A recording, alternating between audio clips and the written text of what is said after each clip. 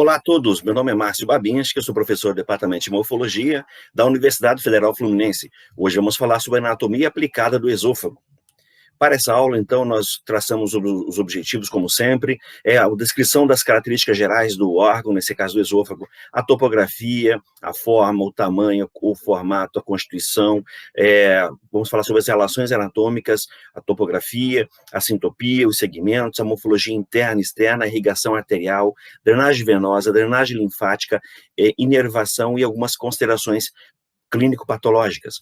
Bom, a embriologia do esôfago, então, ele é formado a partir, então, aqui do intestino primitivo, né, em amarelo, nesse desenho esquemático. O intestino primitivo, então, ele tem uma divisão mais proximal, mais perto do estomodeu, que nós chamamos de intestino faríngeo.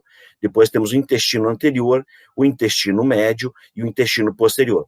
Então, o esôfago, ele se situa aqui no intestino anterior, exatamente na transição, logo abaixo da transição entre faríngeo e ele anterior, eu tenho um brotamento de divertículo respiratório, que nós já falamos na aula de pulmão e pleuras. Lembrando que o esôfago, então, ele apresenta um lúmen que é totalmente fechado, né, por proliferação da mucosa do endoderma, e que oblitera todo o lúmen até a recanalização que acontece por volta da 8ª semana, até a 8ª semana. Então, ele é todo fechado, mucosa derivada do endoderma, acaba obliterando. Aqui um exemplo, então, um desenho esquemático mostrando a formação a partir do início desse esôfago, né, que é lá do intestino primitivo, anterior à formação do divertículo respiratório. E aí, nesse processo, ocorre uma apoptose celular e a separação desse divertículo respiratório. Aqui um outro desenho esquemático mostrando, nesse período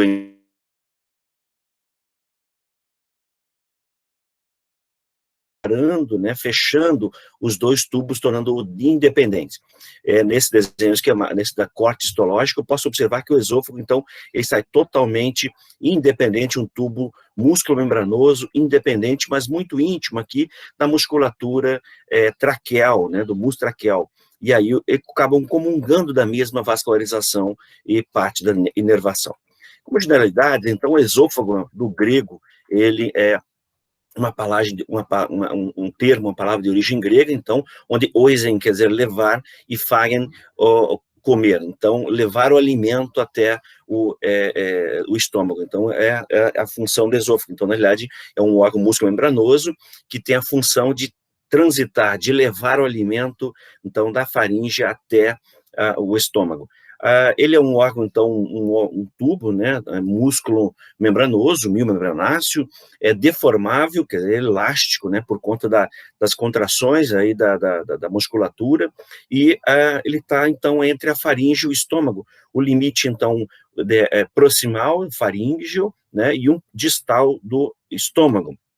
O comprimento, mais ou menos, em torno de 25 a 30 centímetros de comprimento, né? Lembrando que ele tem 3 segmentos, então a primeira parte em torno de 8 centímetros, a segunda parte maior, 16 centímetros, e de 1 a 3 centímetros aí a transição do diafragma à porção abdominal. O diâmetro em torno de 2,5 centímetros de comprimento. Então, aqui nesse desenho esquemático, podemos observar, né, a extensão dele lá, da porção da junção do esôfago à faringe, né, faringe, então, faringoesofágica, junção, e a outra porção final, que é a gastro, aqui embaixo, gastroesofágica, né, então, junção gastroesofágica, exatamente aqui logo abaixo do diafragma, a transição do diafragma.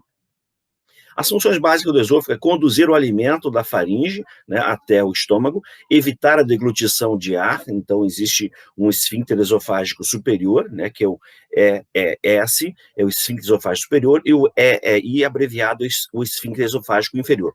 O superior, então, ele auxilia, né, evitando a deglutição de ar, né, e o inferior evita, então, refluxo gastroesofágico. Vamos ver mais à frente, então, que pode ocorrer uma falha nessa junção esofágico-gástrica, e aí você ter um refluxo gastroesofágico, você ter uma formação, então, de propulsão desse fundo de estômago para a cavidade torácica. Nesse desenho esquemático, mostra, então, a musculatura, a parte superior relaxada, aqui o músculo contraído e o bolo alimentar sendo elevado, né? Então, você tem uma camada muscular que é longitudinal, uma circular, e aí ela vai criando essa onda contrátil a partir da deglutição, da fase faríngea, né, que ainda na realidade, é uma fase em que você exerce o controle, né? Depois, na fase esofágica, você não exerce controle, a onda contrátil é contínua, e isso favorece, então, a contração dessa musculatura, essa peristalse, levando o bolo alimentar, o que é deglutido, até o estômago. Então, sempre um segmento acima está relaxado, contraído, proximal ao bolo alimentar, empurrando esse bolo alimentar até o estômago. O esôfago, então, ele apresenta alguns segmentos, né? Geralmente os livros trazem como a porção cervical, torácica e abdominal só. Mas é de extrema importância que nós possamos falar dessa transição diafragmática, né? Então, a porção cervical, ela fica limitada aqui entre C6 e C7 até T1, né? Então, essa pequena porção de mais ou menos uns 6 centímetros de comprimento é a porção cervical. De T1 até T10, eu tenho aqui a porção torácica mais longa, em torno de 16, 15, 16 centímetros de comprimento, né? E aí eu tenho a porção diafragmática nivelada entre T10, variando entre T11, de importância por conta de variações que podem ocorrer nessa relação do esfíncter esofágico, as patologias, a clínica, né, de certa importância, e por conta do hiato esofágico, né, podendo ter aquela hérnia de hiato. A porção abdominal entre T12 T11 e T12, então é a pequena porção daí de mais ou menos 3 centímetros de comprimento. O esôfago, então, aqui na porção cervical, ele fica envolto, né, importante comentar, envolto aqui por dobras da fáscia, né, da fáscia cervical. Essa fáscia cervical, ela tem uma porção superficial, uma porção visceral e uma porção muscular. Então, tendo os compartimentos visceral, né, um vascular e um muscular. Lembrando, então, que se encontra a parte, né, essa fáscia pré-traqueal na porção cervical, acaba envolvendo o esôfago. Aqui, então, vejam, o esôfago está aqui, né, envolto por essa fáscia pré-traqueal, que envolve a glândula tireoide, a traqueia, né, e aqui o esôfago.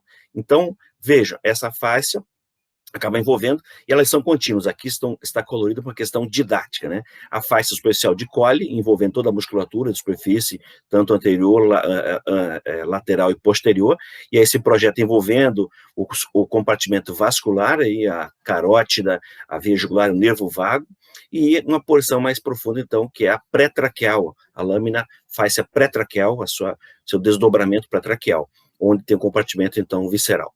Então, é onde eu encontro o esôfago na região cervical, envolto por essa fáscia, né?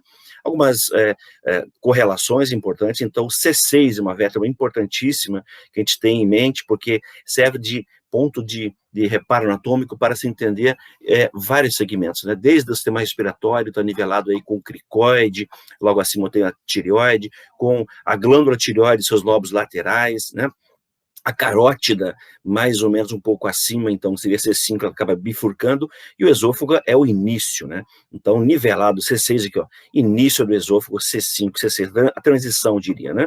Então, C6 é referência. Eu tenho o esôfago, eu tenho aqui a cricoide, então são elementos importantes. Essa relação aqui é importante de cunho, então, anatômico. A musculatura esofágica, ela apresenta, então, a primeira porção, que é ainda cervical, né, alta, de uma musculatura estriada, né, que se termina ali. Então, essa musculatura estriada, e praticamente aí mais de 2/3, né, eu tenho uma musculatura lisa. Então, a musculatura estriada é a terminação de algumas fibras lá do constrictor da faringe, que eu exerço certo controle para a deglutição, e a porção inferior, né, desses 2/3 é músculo liso, então inervação autonômica, não exerço controle. Então, inervação simpática parasimpática, e aí a onda contrátil para o peristaltismo, né? Então, são esses músculos, é importante gravar. Então, 1/3 proximal, músculo estriado, 1/3 distal, eu tenho um músculo liso, né?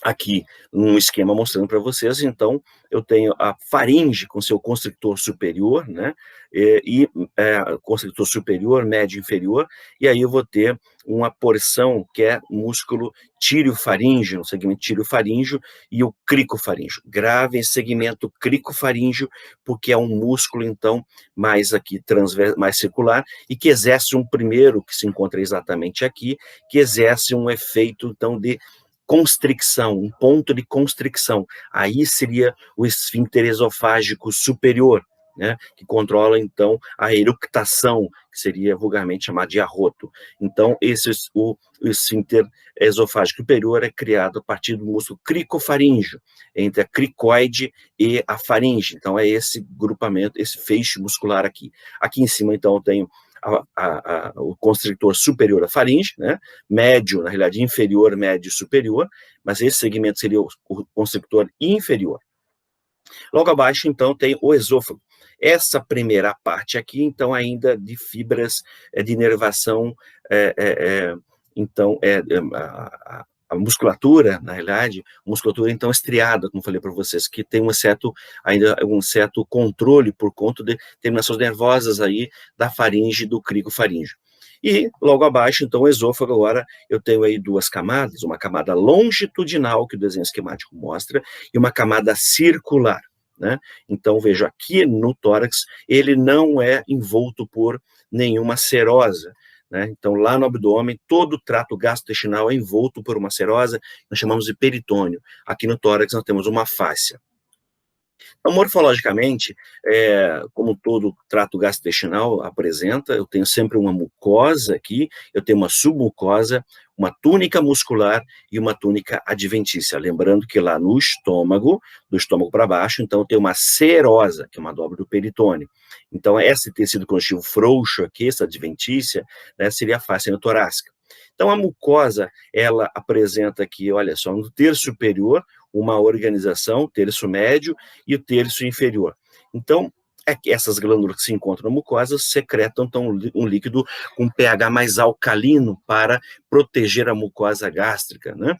A submucosa, então, no terço médio, eu tenho algumas glândulas maiores e eu tenho a túnica muscular. Então, o primeiro terço superior, como falei, músculo estriado esquelético, 2 terços inferiores, então eu tenho músculo liso, né?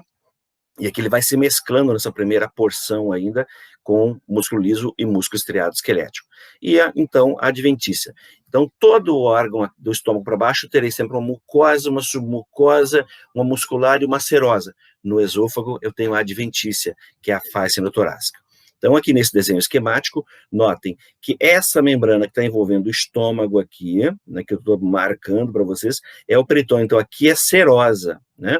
Aqui para cima eu tenho uma face, um tecido conjuntivo frouxo, fibroso, mas frouxo, né? Então, que se reflete, né? Aqui sobre o diafragma, então, a pleura parietal, né? E aqui embaixo tem o peritônio parietal. Mas nota que tem uma divisão que eu vou falar mais à frente para vocês aqui. As porções, então, essas constricções, o esfíncter esofágico superior nós já falamos, então, é uma parte cricofaringe do constrictor inferior da faringe, né? Eu tenho aí o outro ponto de constricção, né? Nesse caso eu chamei aqui em cima de esfíncter esofágico superior. Outro ponto de constricção eu tenho aqui na altura de T4, T5, mais ou menos, onde a aorta, ela se projeta por sobre o bronco principal esquerdo, né, e a frente da traqueia, então ela faz o martelo d'água, uma compressão aí, mas que é vencida pela peristalse, um outro ponto de constricção, seria então uma constricção broncoaórtica. E o esfíncter esofágico inferior é o terceiro ponto de constricção do esôfago. Então seria exatamente aqui uma constricção diafragmática pelo músculo diafragma. Então no esfíncter, aqui na realidade na abertura, né, no hiato esofágico. Então, esse esfíncter esofágico inferior. Então, os 3 pontos aqui nós falamos, né? Então, fechamento à prova de gás da eructação, seria C5, C6, o músculo cricofaríngeo. Aqui, mais ou menos, T4 a T5, mais ou menos, eu tenho a altura, então, broncoaórtica, e T10 a T11, o ligamento freno-esofágico, juntamente com, na realidade, aqui com o diafragma. Esses 3 pontos, então, na cartilagem cricoide, lá em cima, no arco aqui da aorta, mais uma vez, mais do mesmo, né? E aqui na porção inferior. Vamos falar por partes, então. O esôfago, a porção cervical.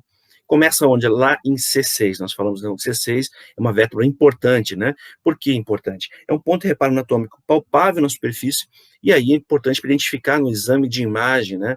Num corte axial, Acima dela, então, vou encontrar quem, gente? A faringe, né? Abaixo, o esôfago.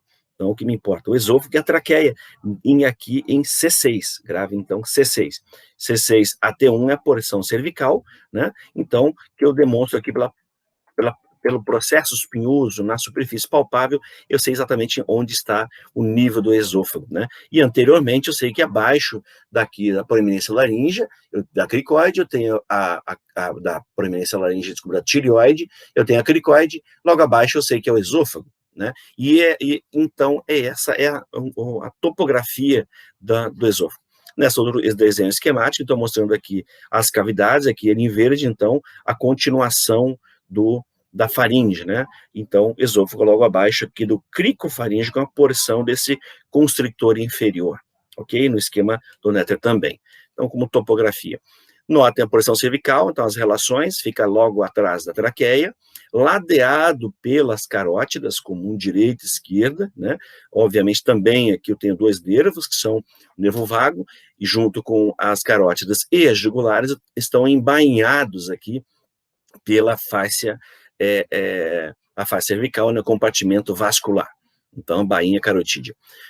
Nessa porção, então, pequena, exatamente os primeiros anéis aqui, os 3 a 4 anéis da traqueia, é essa porção alta cervical que nós diríamos que ainda tem aquela musculatura estriada.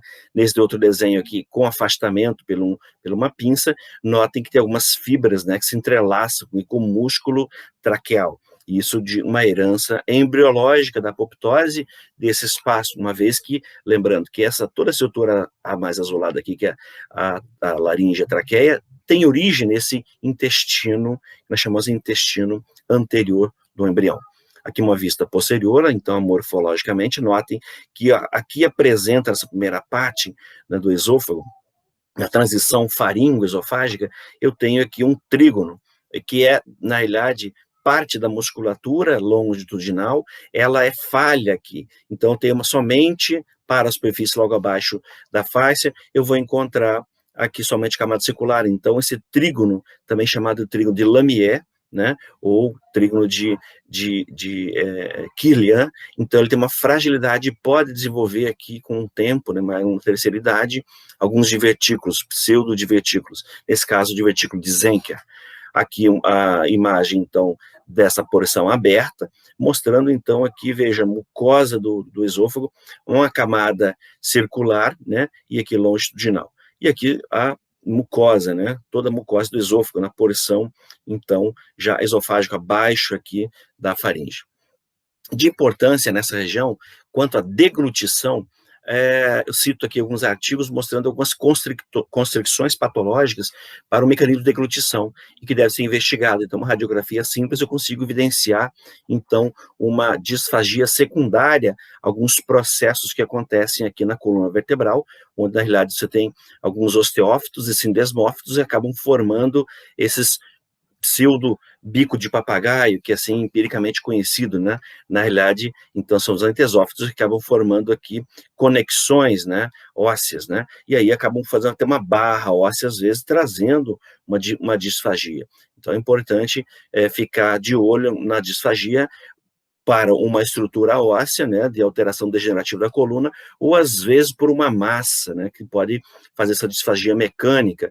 Essa massa pode ser óssea ou um cisto ou um abscesso retrofaríngeo que migrou. Lembrando que eu tenho o esôfago aqui, ele é envolto pela aquela face que nós falamos, então, uma dobra da face cervical, que é a lâmina pré-traqueal. Essa pré-traqueal, ela vai até a coluna, e lá, então, em íntima relação com um espaço retrofaríngeo, pode ter um abscesso e alterar a deglutição. Bom, a porção torácica, então, lá na altura de T1, nivela T1, até aqui embaixo, T10, T11, né? Geralmente T10. Então, esse segmento, veja que o esôfago situa-se ainda atrás da altura de C7, até mais ou menos T5, ele está atrás da traqueia, mas à frente do corpo das vértebras. Então, aqui, nessa vista anteroposterior, ele fica praticamente escondido, muito íntimo do corpo das vértebras.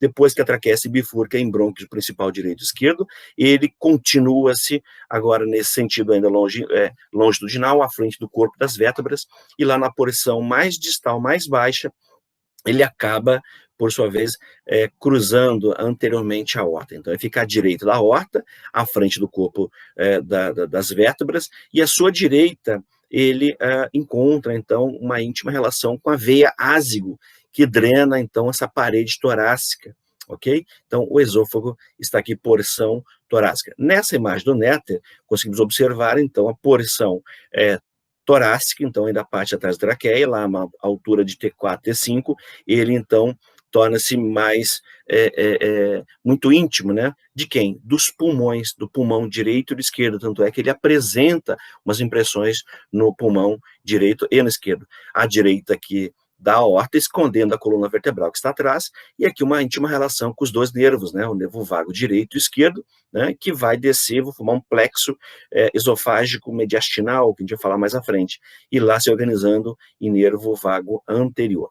Então, olha aqui a pleura parietal em íntimo contato com o esôfago, né, então, ela envolvendo o pulmão, mas nesse caso o esôfago independente. Essa porção torácica, então, T1 a T11, nós já falamos, nesse desenho esquemático mostra claramente, na altura do ângulo de Louis, então eu tenho uma porção em que ele, né, situa-se lá a já torácica, mas ele transita nessa região que eu chamo de mediastino superior. Então ele adentra na cavidade torácica, no mediastino superior atrás da traqueia. Quando eu tenho a divisão deste mediastino superior em inferior a baixo, esse inferior, lembrando que ele é dividido em anterior, tá aqui em azul, em mediastino médio, princípio do coração, e ele está atrás do coração aqui, junto com a aorta, no mediastino posterior. Então ele transita no tórax, praticamente em grande parte dele aí, desde T4 até T10, ele está no mediastino posterior. Nesse desenho esquemático, lembrando então o ângulo de Louis, eu verifico a partir da segunda, o arco costal, que se articula aqui com o externo, bem no nível da articulação manúbio-external, então nivelado com T4, exatamente aqui eu sei então que o esôfago, ele parte atrás do externo, aqui ele está então nesse eixo longitudinal, mas no mediastino inferior. É importante comentar nessa região, essa relação com o externo, com algumas anginas, né, retroexternais, que acontecem, por isso nós chamamos de zona de Head, né? Então, é uma zona reflexa do esôfago de T4 e T5. Então, uma dor retroexternal, às vezes, pode confundir um médico da emergência com um infarto agudo miocárdico ou uma esofagite. Isso é muito importante comentar por conta dessa zona reflexa.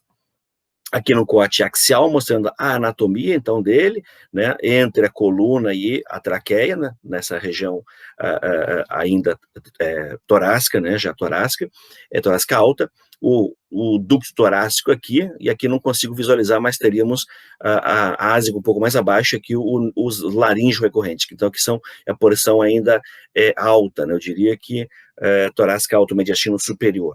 Então, nesse corte, observe, ele apresenta-se, então, aqui mais elíptico, né, do que o arco dessa traqueia, que ele é rígido para não colabar. Então, é muito fácil na tomografia e na ressonância observar algo bem arredondado, né, eu tenho, então, e com algo escuro, tem um ar aqui dentro, então a traqueia. Logo abaixo, o colabado entre traqueia e corpo da vértebra é o esôfago.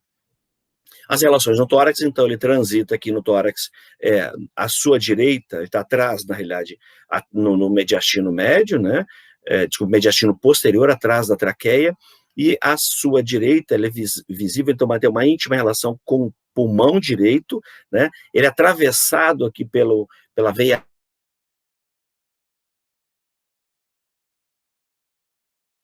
onde ela cruza o esôfago por sobre o bronco principal direito e desemboca na veia cava superior. Os próprios brônquios aqui, né, acabam tendo essa relação também, e aqui o nervo vago direito, né?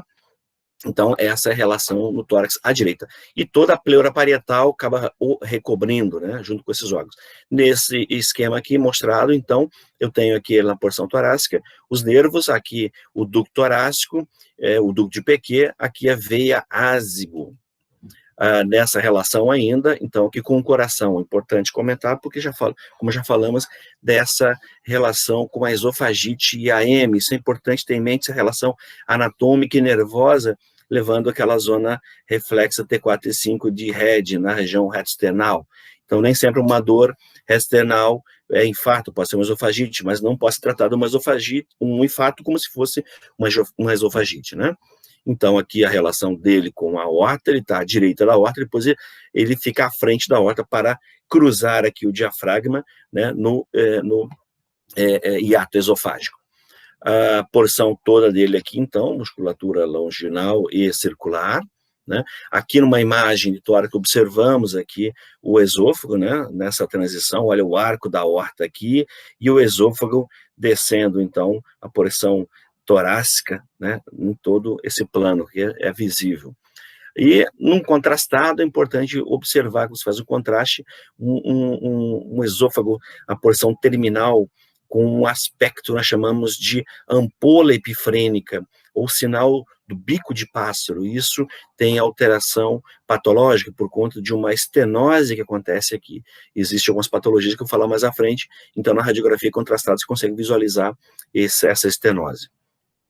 O esôfago abdominal, então, nessa transição eu coloquei o diafragmática e a abdominal junto, né? Então, é essa porção aqui que transita em torno de T11 a T12. Essa porção transdiafragmática, então, veja, o esôfago está aqui, né? Ele está agora à frente de quem? Da aorta, né? E logo atrás aqui do coração. Veja o coração como está íntimo aqui dele, né? Então, o esôfago aqui nesse mediastino posterior, na transição aí de T10, ele se encontra à frente da aorta, que é essa imagem aqui, ó, esôfago e aorta. A vista inferior é do diafragma, então, para a gente observar o local de percurso, né, exatamente através desses dois pilares aqui, né, tem um pilar direito e esquerdo do diafragma, prendendo-se ao corpo das vértebras, então cria-se um hiato esofágico, é aqui que ele transita, né? E logo aqui mais posterior e mais abaixo, eu tenho o hiato aórtico. Então, os dois estão aqui entre os pilares do diafragma, né, musculatura, já o forame da veia cava no centro tendinoso aqui nesse músculo diafragma. Então, nessa transição, agora eu gostaria de dar a atenção de vocês para que possamos perceber, né? Então, essa transição aqui no diafragma, o músculo diafragma, né? Então, perceba aqui a parte torácica dele, eu tenho a pleura parietal revestindo o diafragma e vai embora uma íntima relação aí com o esôfago, dos dois lados. Eu tenho abaixo dela uma fáscia endotorácica. Essa fáscia endotorácica, então, reveste a musculatura, né? Está entre a pleura, né, parietal, e a musculatura da parede toda, da região costal. E aqui sobre o diafragma, então, ela termina por aqui, né? Agora, notem vocês, o diafragma, abaixo do diafragma eu tenho uma fáscia que é, na realidade, essa fáscia endoabdominal, que é uma fáscia revestindo aqui a musculatura, está entre o músculo e o peritônio. O peritônio, então, é aquela serosa que nós falamos agora, que é muito similar à sua constituição histológica com a pleura parietal, com a pleura, né, e com o pericárdio. Então, o peritônio. Então, essa fáscia endoabdominal, ela apresenta algumas projeções aqui, fixando na musculatura do esôfago, na porção abdominal, e ascendente. Essa parte ascendente nós chamamos de ligamento freno-esofágico, tá? Ligamento freno-esofágico. Então, exatamente aqui, eu tenho uma junção nesse plano de uma zona Z, né? Que é justamente a junção da mucosa esofago-gástrica, né? Então, que nós temos uma mucosa diferente, com uma propriedade funcional celular acima, diferente dessa funcional abaixo, tá? Então, uma região onde o epitélio muda. Nesse outro desenho do Neto, é muito bonito, conseguimos visualizar a mesma coisa, mas agora chama a atenção de novo para uma região. Então, entre essa porção desse ligamento freno-esofágico inferior, aquela fáscia endoabdominal, e o superior, eu tenho um acúmulo de gordura aqui, um anel adiposo subhiatal. Anel adiposo subhiatal, que juntamente com esse ligamento, né, e a musculatura e o próprio diafragma se contraindo, então acaba construindo o nosso esfíncter esofágico inferior, tá? Que evita, então, juntamente com a musculatura, obviamente, com o esfíncter muscular, aqui o cardia, evita o refluxo gastroesofágico. Então, espero que vocês não confundam face endotorácica com ligamento freno-esofágico. Frênico vem de diafragma, né? Freno-esofágico, a parte ascendente e a parte descendente. Então, a parte inferior. Lembrando que ele sai lá do abdômen, ascende, né? Para a cavidade torácica e a porção abdominal. Então, ele pega toda a transição aqui diafragmática do esôfago, a porção abdominal, e tem uma gordura, então, aqui nessa região. Olha a zona, a linha zigue-zague, ou zona Z, né? Na realidade, é uma zona de junção da mucosa, né? Túnica, ou túnica mucosa do esôfago com o estômago, junção esofágico-gástrica. Observem a coloração. Então, aqui tem uma propriedade funcional dessas células, aqui outra, aqui já tem formação não só de muco, mas principalmente de ácido. Aqui é importante lembrar, então, do ângulo de His. O ângulo de His que existe aqui por conta das dobras do esôfago, a gente vai falar do dobramento, na realidade, do estômago, né? Lá na vida embrionária, por volta da 40º ao 90º dia, ocorre uma rotação, né? Essa rotação e depois uma projeção do estômago formando as curvaturas gástricas maior e menor.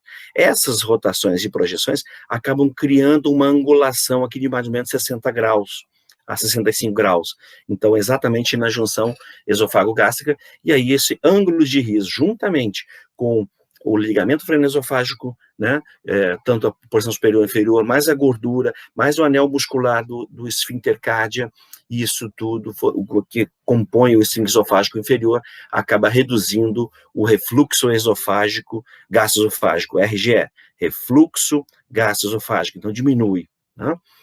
Então, essa aqui é a porção que nós mostramos. Agora, aqui a musculatura, lembrando, agora, que nós temos um conjunto de músculo, um feixe longitudinal, uma camada, né, longitudinal de músculo aí, liso, uma camada circular. Essa camada circular, quando ela chega na altura da incisura cárdica, né, o cárdia, ela, então, apresenta um grupamento, essa circular, um grupamento que acaba formando uma camada oblíqua. Esse ponto nós chamamos de colar de Helvétius, importante também. Então, esse colar de Helvétius, juntamente aqui com esses feixes, acaba auxiliando a porção do esfíncter esofágico, ou esfíncter cardia, né, ou esfíncter esofágico inferior. Então, percebam, a angulação tem um feixe longitudinal, aqui um circular, e aqui no estômago eu terei um longitudinal, um oblíquo, né, e um circular. Esse oblíquo começando aqui, então, chamado de colar de Helvétius. Aqui um desenho esquemático mostrando, então, como a mucosa, numa peça anatômica diferente do esôfago para o estômago, todo preguiado, né, e aqui aquilo que nós já falamos mais do mesmo, a transição do epitélio aqui, né, aqui a mucosa. Então, essa porção abdominal do esôfago, ela então apresenta um revestimento seroso, que é do peritônio. A porção cervical e torácica, a porção torácica, ela não tem serose, então a face é torácica. Agora, na porção abdominal, depois que passa no diafragma, o peritônio parietal vem nas duas cúpulas do diafragma, e envolve ali o esfíncter esofágico inferior, e envolve a primeira parte aqui a última parte, na realidade, que eu chamo de porção abdominal do esôfago, é essa aqui. E também ela serve de fixação agora para uma dobra do peritônio, né, que chamamos de aumento menor ou epíplon. E nessa região aqui ela é mais espessada, então prendendo o esôfago, que é o ligamento gastroesofágico, gastrohepático, mas também ele tem uma origem gastroesofágica ao fígado, então por chamado de ligamento o espessamento do ligamento gastrohepático, e a porção que mais distal, eu tenho o hepatoduodenal. A vascularização do esôfago é a inervação. Então, a vascularização do esôfago, ela tem 3 origens, uma origem cervical, uma origem torácica e abdominal. Então, a porção cervical tem ramos que vêm das tireoides inferiores, né, as artérias, essas artérias tireoides inferiores são ramos da carótida externa. A carótida externa, então, o primeiro ramo são as tireoides inferiores. E essas tireoides inferiores, então, elas acabam nutrindo o esôfago e também parte da traqueia, né? Eles comungam dessa mesma vascularização. Já na porção torácica, eu tenho os ramos que saem da aorta direto, são ramos chamados de ramos esofágicos, e também comungam com os ramos bronquiais, uma variação aqui de importância cirúrgica. Então, ramos esofágicos, né, aqui no segmento torácico, que no néter mostra claramente, saindo lá das intercostais posteriores, ramos esofágicos, intercostais posteriores esquerda, e do lado direito, então, surge as intercostais posteriores, e uma variação que pode ocorrer entre elas, na realidade, mas são os ramos esofágicos. Lembrando que pontilhado aqui nesse esquema, que nós observamos em preto no esquema à esquerda, eu tenho ramos que saem do tronco celíaco. O tronco celíaco, ele dá uma hepática comum, uma esplênica e uma gástrica esquerda. Então, a gástrica esquerda, ela acaba enviando uns ramos esofágicos inferiores para nutrir o esôfago, tá? Isso aqui encontra outra importância clínico-cirúrgica quando se fala em veia, tá? Então, o esôfago, ele recebe da porção cervical, tireoide inferior, ramos esofágicos aqui, e aqui embaixo os ramos gástricos esquerdos. A drenagem venosa, então, veia tireoide inferior, a mesma coisa aqui, nós falamos, lembrando que a tireoide, ela tem, então, nós temos veia tireoide superior, média e inferior, as tireoides inferiores, então, recebem a drenagem venosa do esôfago cervical, torácico drena para a ásigo à direita, né? Mas lembrando aqui que eu tenho hemiásigo, são as intercostal superior, e aqui eu tenho uma hemiásigo acessória, que drena, por sua vez, para ásigo. Então, hemiásigo e a intercostal superior esquerda, elas acabam drenando para quem? Para a ásigo, obrigatoriamente. Essa ásigo, ela vai drenar para a cava superior, né? Cava superior. E eu tenho a gástrica, agora a porção inferior, eu tenho a porção inferior tanto do tórax quanto do estômago, drena para essa veia gástrica esquerda, que por sua vez cai na veia porta.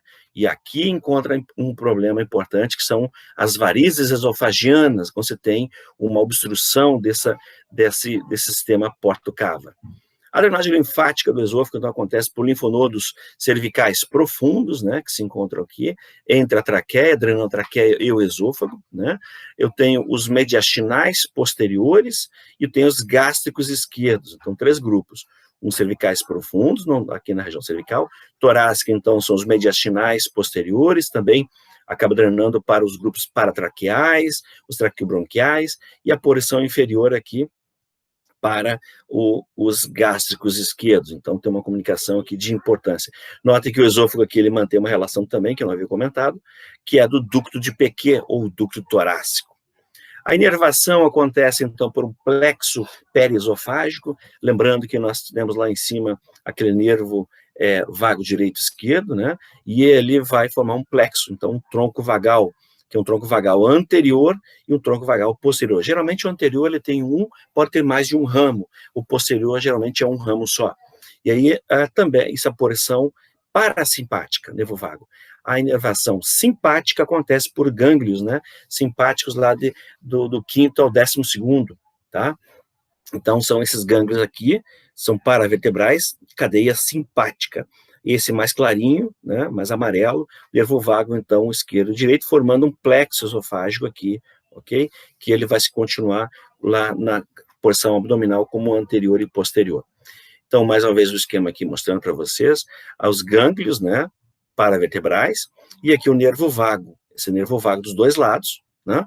E aqui nota a relação com os gânglios paravertebrais, cadeia simpática, né? Então, vejo direito e esquerdo vai se unir, formando, então, um tronco vagal anterior, pode ter 1 ou 2 anos, e um posterior, que atravessa o diafragma, chegando até o estômago. Aqui um desenho, uma foto, na realidade, cadavérica, mostrando esses ramos, né? E a sua inervação para o esôfago. O esôfago abdominal ainda, então agora vou falar de algumas aplicabilidades clínico-patológicas. Aqui só para mostrar a vocês em A, então, que é uma vista inferior do osteocárdico. Então, na realidade, o esôfago está aqui acima, aqui o estômago, e o esôfago está lá acima, né?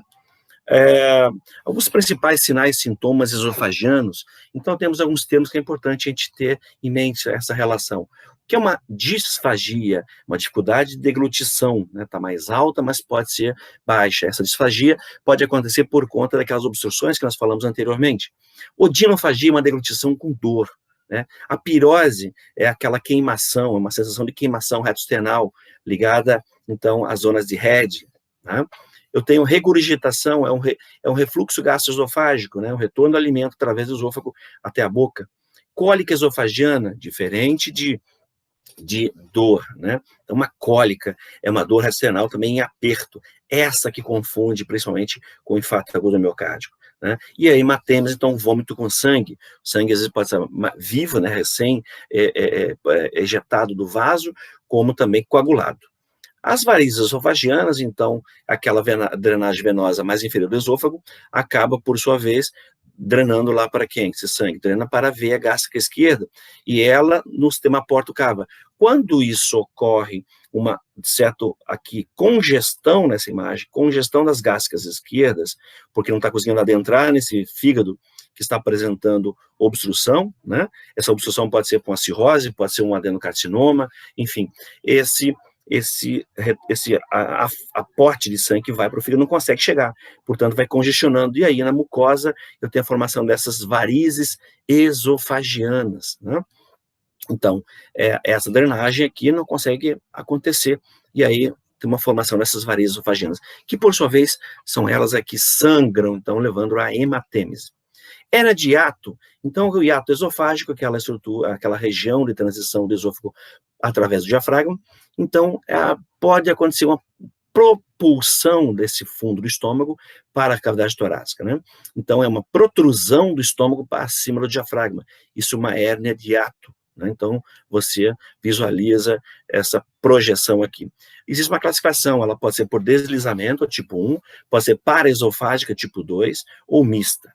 Né? Geralmente acontece por enfraquecimento dos ligamentos freno-esofágicos, nós falamos agorinha, uma contração longitudinal do esôfago, ou aumento da pressão abdominal, né? Então essa imagem que mostra claramente, olha aqui uma projeção, né? Uma protrusão, ok?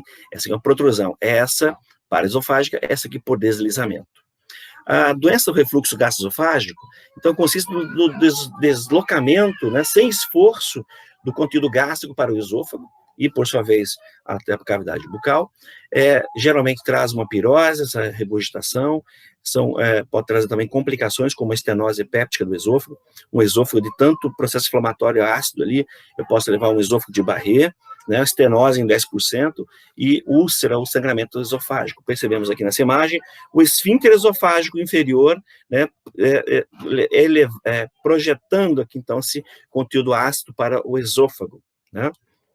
Esse aqui é um estômago normal, esfíncter esofágico normal, aqui o patológico, então, esse líquido sendo continuamente agredindo a mucosa, levando esse esôfago de Barré, que é essa imagem que nós conseguimos observar aqui através da endoscopia. Então, uma endoscopia, eu visualizo alterações da mucosa, da vascularização, lesões, né? E, nesse caso, lesão da mucosa por ácido. Então, nesse caso aqui, uma gastrite, uma lesão gástrica. E aqui o esôfago de Barré. Então, tem uma lesão bem mais proeminente, tanto inflamar, podendo até fibrosar. Aqui uma imagem, então, não necessariamente do esôfago de Barré, mas pode ocorrer de um carcinoma de esôfago, né, obstruindo a passagem. E aqui o implante cirúrgico, um stent para tentar melhorar a condição desse paciente. O que seria a acalásia? É o megaesôfago. Então, o esôfago dilatado. Então, acontece por conta de um déficit de relaxamento do esfíncter esofágico inferior durante a deglutição comum entre indivíduos de 25 a 60 anos. Mostrei aquela imagem do sinal de bico de pássaro anterior. Então, ali está demonstrando isso. A patologia por conta de degeneração dos neurônios do plexo de Auerbach. Então, a inervação da musculatura e da mucosa, nós temos dois plexos. Um plexo de Meissner e um plexo de Auerbach, né? Então, esse plexo pode ter alteração da formação desses neurônios, ou degeneração patológica durante a vida, ou de origem embriológica, né? Então, trazendo uma disfagia e perda de peso. As complicações, Olha aqui, dilatação do corpo do esôfago. Olha aquela imagem que eu mostrei para vocês. Está dilatado porque aqui embaixo está estenosado. Eu não tenho neurônio aqui na musculatura, não tem contração muscular, então fica estenosado. Então, a imagem de estreitamento em chama de vela, também chamado de sinal de chama de vela ou bico de pássaro, né? Na topografia do esfíncter esofágico inferior. Leva um atraso do esvaziamento esofagiano, então, a presença de contrações esofagianas não peristálticas. Então, por isso que ela dor por uma contração constante, né? E podemos ter, então, o megaesôfago chagásico. Então, é parecido. Nesse caso aqui, a denervação dos plexos nervosos, mesma coisa, mas por reação imunológica. Então, está associado à doença de Chagas, né? Então, olha, alterações radiológicas encontradas nas imagens aqui, né, em 4 graus, né, onde você tem um estreitamento, aquele sinal, e aqui, olha, certos mostrando uma contração, né, desse esôfago. Então, um esôfago dilatado, mega esôfago, chagásico, né? Então, perceba aqui as ondas contráteis que acontecem aqui para tentar vencer essa estenose. E aqui, ele muito dilatado. Então, grau 1, somente aquele sinal de bico pássaro. Grau 2 já tem uma contração tentando vencer, né, essa estenose, contração maior e, às vezes, aqui o relaxamento dessa musculatura e distensão do esôfago. Esse mega esôfago chagásico pode ser observado numa radiografia. Olha a radiografia aqui, gente. Olha como ele acaba cobrindo, né, aqui a coluna de ar da traqueia. E ainda o espasmo esofagiano difuso, né, o esôfago em saca-rolha, também chamado. Então, veja, um espasmo difuso com aquela camada muscular circular do esôfago. Então, acontece a substituição das contrações peristálticas normais, né, por contrações intensas, né, e não propulsivas, são contrações fásicas nos 2 terços inferiores. Por que 2 terços inferiores? Porque tem musculatura lisa. Então, 1 terço superior, a musculatura estriada. E aqui eu tenho o sistema nervoso autônomo. Então, aí aconteceu também o quê? Degeneração dos axônios. Nas outras 2, eu tenho degeneração do corpo neuronal. Aqui são os axônios dos neurônios, inibitórios do plexo de Auerbach. Diferente, então, da acalásia, que são os corpos celulares dos neurônios, como falei. Então, é importante esse fato, né, do espasmo produzido naquela dor reto-external, sem disfagia, e que associa-se à angina pectoris, associa-se àquela dor, então, do infarto agudo do miocárdio e confunde o médico. Então, deve-se afastar a patologia cardíaca. Divertículos também no esôfago podem aparecer, como no início da aula eu comentei, divertículo de Zenker, mas eles podem ser divertículos verdadeiros, falsos e intramural. Os verdadeiros, então, ele tem a herniação de todas as camadas, né, da mucosa, submucosa, muscular e, nesse caso, esôfago, da face para fora, então, criando essa projeção. Os falsos têm uma herniação apenas da camada mucosa, submucosa, e o intramural não ultrapassa o limite externo do esôfago, né? Então, aqui podem existir divertículo de Zenker, que é este aqui, né? Zenker foi um grande patologista, anatomista alemão. Eu tenho que ele, então, nesse caso aqui, é um divertículo, pseudodivertículo, né? Aqui eu tenho um divertículo do terço médio e um divertículo epifrênico, tá? Então, veja, os verdadeiros, olha só, do terço médio são geralmente os verdadeiros, e os pseudos, né, os falsos, o divertículo aqui de Zenker e o epifrênico, ok? O divertículo é essa imagem, olha o esôfago no exame contrastado, né? A projeção dele na região da superfície. Exatamente naquela região que nós chamamos, então, de trígono de Lamier. Então, o médio é a porção superior, o divertículo de Zenker, o médio esôfago, aquela desmotilidade esofagiana, né? Aqui na região torácica, que é essa outra imagem, desculpa, e aqui é o epifrênico. Esse é o Zenker, esse é por contração desmotilidade, então a porção terço médio do esôfago é a porção inferior, lá um epifrênico, que não pode ser confundido com não pode ser confundido com aquele sinal da chama de vela, né, da doença chagásica. Então, esse é epifrênico. Aqui um artigo que nós publicamos, nós encontramos um paciente junto com uns colegas, então um divertículo grande, por sinal, um senhor de meia idade, né, exatamente naquele trígono que nós chamamos de Killian-Leimer. Tá? Aqui o câncer esôfago, então, adenocarcinoma de esôfago, nesse caso o carcinoma escamoso, ele pode ser, né, uma evolução da doença de Barré, né, ou doença do refluxo gastroesofágico. Então, vejam, duas patologias que podem ser tratadas, né, se não tratadas, evoluem para o adenocarcinoma. O carcinoma escamoso, então, epitélio queratinizado. Essa imagem mostra aqui um carcinoma, né, no esôfago, alterando a mucosa. Um fator importante para o carcinoma são hábitos de vida, fatores dietéticos, doenças esofágicas, como já comentamos, e genética está associada, então, a uma tilose palmoplantar. Você observou essa tilose palmoplantar, que não deve ser confundida com o fenômeno de Raynaud, né? Então, ela pode estar associada a, se tem alterações gástricas, né? Observe e se tem a tilose palmoplantar.